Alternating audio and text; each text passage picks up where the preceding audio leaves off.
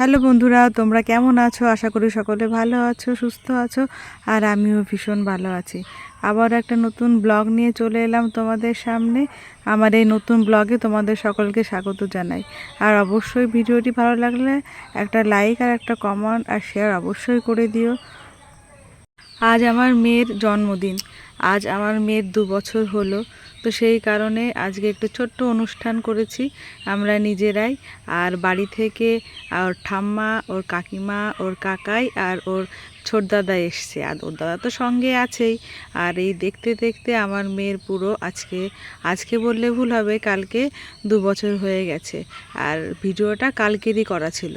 তো ওর ঠাম্মা ওই গলার চেনটা ছিল, চেনটা দিয়েছে ওর দিদুন, আর লকেটটা দিয়েছে ওর ঠাম্মা, আর এই পায়ের তোড়া দিয়েছে ওর মিম্মা মানে বড় মাসিমণি, আর চুড়িটা দিয়েছে ওর ছোট মাসিমণি। তো সেইগুলো আগেই দেওয়া ছিল, ওরা যেহেতু আসেনি কিন্তু দেওয়া ছিল, সেইগুলো আমি আজকে নতুন করে পরালাম ওর জন্মদিনে। আর আগে একটা চুড়ি ছিল, তো সেটা ছোট হয়ে গেছিলো বলে আমি এটা রেখে দিয়েছিলাম, জন্মদিনে পরাবো। তো সেইগুলো খুলে আমি পরালাম। আর আমার মেয়ে ভীষণ ভীষণ মন দিয়ে সেই জিনিসগুলো করছিল, মানে আমি যেগুলো করাচ্ছিলাম ওকে। এবং ও সাজতে ভীষণ ভালোবাসে, যেহেতু মেয়ে। আমার ছেলেকে আমি কখনো মানে যদি বলি তুই আর একটু লিপস্টিক নেল পালিশ পরে যাও, কখনো সাজে না, চিৎকার করে চলে যায়। কিন্তু যদি মেয়ে দেখে কখনো আমি লিপস্টিক পরছি, তো এসে আমাকে ইশারা করে দেখায় ও ঠোঁটে দিতেই হবে। এটাই ছেলে আর মেয়ের মধ্যে পার্থক্য। তো মেয়ে ভীষণ শান্ত শিষ্ট সুন্দরভাবে বসে ও সাজুগুজু করছিল, এবং ও মন দিয়ে ওর জন্মদিনের মানে যে অনুষ্ঠানটা করছিলাম সেটাও ভীষণ মন দিয়ে করছিল এবং সেটা উপভোগ করছিল। ওর 2 দাদা 2 পাশে বসেছে। ওর 2টো দাদা না, ওর 5খানা দাদার মধ্যেও একমাত্র ছোট বোন, ভীষণ আদরের। তো ওর দাদাকে আগে ওর মানে আশীর্বাদ করতে হবে, তারপরে ও নেবে। তো আমার মেয়ে 2 বছর হলে কি হবে, ওর ভীষণ বুদ্ধি। আর ওর দাদাকে দেওয়ার পরই ও তারপরে নিল। আর আমার ছেলে প্রথম থেকে এসে বলেছে, মা আমি বোনকে বোন ফোঁটা দেবো।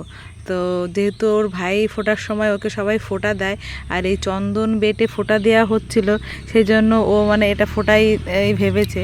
তো জন্য জানেও জন্মদিন, কিন্তু ও কী বলবে, তো বলছে মা আমি কিন্তু বোনকে বোন ফোঁটা দেবো। এবং ওর দাদা ওকে মানে 50 টাকা দিয়ে ওকে ফোঁটা দিয়েছে। সেটা ওর নিজের টাকায় ওর ঠাম্মা ওকে আশীর্বাদ করে দিয়েছিল, সেটা আবার ওর বোনকেই ও দিয়ে দিয়েছে। এর জন্মদিনের দুপুরের মেনুতে খুব একটা কিছু করে উঠতে পারিনি, তার কারণ সকালবেলা উঠে 12:30টার মধ্যে যেটুকু পেরেছি সেটুকু করেছি। আর বাড়ি থেকে লোকও আসার কথা ছিল, আর সেটা ঢুকে গেছিলো 12:30টার মধ্যে সবাই। সেই জন্য ওর মধ্যে আমার রান্না কমপ্লিট করতে হয়েছে। আবার যেহেতু সন্ধ্যার সময় অনুষ্ঠানটা হওয়ার কথা, বাড়ির লোকজন যেটুকু বলেছি আমরাই তার অ্যারেঞ্জমেন্ট করেছি দুজনে একা হাতে, তাই আর বেশি কিছু করে উঠতে পারিনি। আর যখন মেয়ে বায়না করবে যে মা এটা করে দাও ওটা করে দাও, তখন তো করে দিতেই হবে। আর এখন যেহেতু মেয়ে খুব একটা বেশি কিছু খায় না, শুধু চিকেনটাই ওর জন্য ঝাল ছাড়া করেছিলাম, যেটা ও ভালোবাসে সেটাই খেয়েছে। ও পায়েস একদমই মুখে দেয়নি। আর যখনই পায়েস দেওয়া হচ্ছিল তখনই ওখান থেকে উঠে যাচ্ছিল, তো আবার টেনে টেনে বসানো হচ্ছিল। ও পায়েস মুখে মানে দেখে মুখে দেবে কি ওটাই অক করছিল, ও খাবেই না। আর জোর করে দিলেও ফেলে দিচ্ছিল, কিছুতেই খাবে না। প্রথমে বলছিল ঝাল লাগে, তারপর বলছে দই, তারপরে তো খেলোই না। তো যাই হোক, আমরা সবাই আর পায়েস বাদ দিয়েই ওকে সব ভাত আর মাংসটাই দিলাম। মেয়ে এখন যে জামাটা পরে আছে, ও কিন্তু ট্রেন্ডসে গিয়ে নিজেই পছন্দ করে ওর জন্য এই জামাটা কিনেছিল, মানে রেখেছিল, পছন্দ করেছিল। আমি তুলে রেখেছিলাম ওর জন্মদিনে পরাবো বলে। তো একসঙ্গে 3টে জামা ছিল, তো এটা আলাদা করেই তুলে রেখেছিলাম, ওর এটা পছন্দের ছিল। আর যেটা সন্ধ্যার সময় পরাবো, তো আমি একটা খুঁজছিলাম নরম কটনের মধ্যে, কিন্তু পাইনি বলে ওখান থেকে আর নিইনি, পরে বাইরে থেকে নিয়েছি। তবে একেবারেই সিম্পল, তো সিম্পল ছিল বলে আমি তাদের একটু কাজ করে দিয়েছিলাম যাতে দেখতে ভালো লাগে।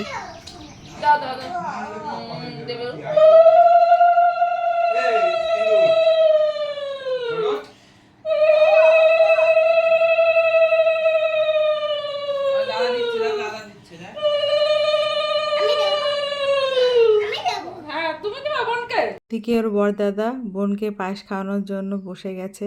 তো বোন আগে থেকে বলছিল জল খাবে বলে আগে থেকে জল খাইয়ে দিল। আর এদিকে দেখো পায়েস খাবে না বলেও আসন থেকে উঠে যাচ্ছে, ও কারো কাছ থেকেই পায়েসটা নিল না। তো যা একটু জোর করে মুখে ছোঁয়ানো হয়েছিল তা ফেলেই দিল। তো সবার কাছ থেকে যেটা খাবে বলেই নিচ্ছিল, যে মাংস ভাতটার পছন্দ ছিল, আর এই যে আলু ভাজাটা খাচ্ছে। আর ওর আজকের মেনুতে ছিল 5 রকমের ভাজা, মাছের মাথা দিয়ে মুগের ডাল, মাছের ঝোল, মাংস আর নর্মাল তরকারি। তো ও শুধু যে জন্য ঝাল ছাড়া করা হয়েছিল মাংসটাই খেলো, আর খুদে ভাত খায়নি। আর এদিকে ওর ছোটদাদা বলছিল আমি বড়দাদার পরেই দেবো, কিন্তু বাইরে একটা কোনো কাজে গেছিলো, সেই জন্য বাবার পরে ওর দাদা এসে বসলো। তা কী করে দেবে বুঝতে পারছে না, আর এত ছটফট করে। তো বড়দাদার পরে ছোটদাদা পরে দিল। বড়দাদার পরে ওর ছোট দাদা দিচ্ছে। তো দেখো আমার মেয়ে কি সুন্দর নিচ্ছে। আর দেখো আমার মেয়ে টাকা হাতে রেখেছে, ও টাকাগুলো কিন্তু সুন্দর করে গুছিয়ে রাখছে। আর বলে না, টাকা দেখলে কাঠের পুতুলও হা করে। তো আমি তাই মানে আমরা হাসাহাসি করছিলাম তাই দেখে ওর টাকা মানে রাখা দেখে। আর আমি যখন একটু পায়েস খাওয়াতে বসেছি, ও কিছুতেই ওখানে বসে থাকবে না, ও উঠে চলে যাবে। তার কারণ ও 2 দাদা বেলুন নিয়ে বসেছে, সেটা দেখে ওকে আর বসানো যাচ্ছিল না। তো এদিকে অনেক বেলাও হয়ে যাচ্ছিলো, তার কারণ ওর খাওয়ার টাইমও হয়ে গেছিলো অনেকক্ষণ আগে। তো আমি বাবাকে বললাম তুমি একটু কোলে নিয়ে বসো, আমি একটু খাওয়াই।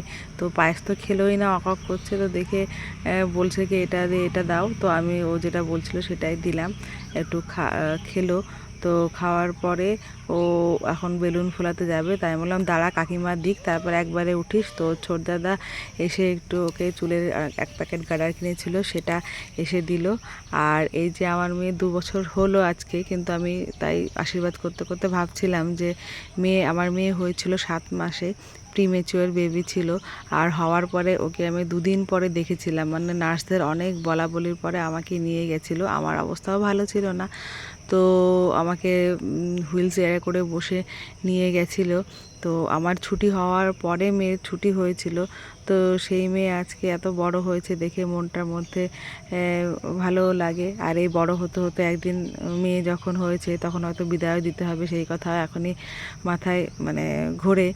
আর যাই হোক, তো মেয়ে এখন বড় হচ্ছে, সুস্থ হচ্ছে। তো সবাই আশীর্বাদ করবে যাতে আমার মেয়ের সামনের চলার পথটা আরও মসৃণ ও সুন্দর হয়।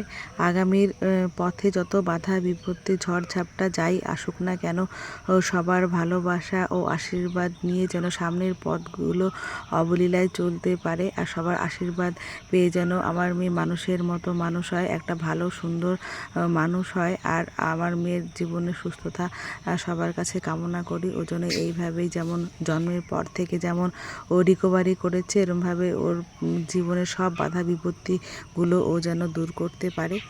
আর আমার ব্লগ এই পর্যন্তই। সবাই ভালো থাকবে, সুস্থ থাকবে। আবার পরের ব্লগে সবার সাথে দেখা হবে।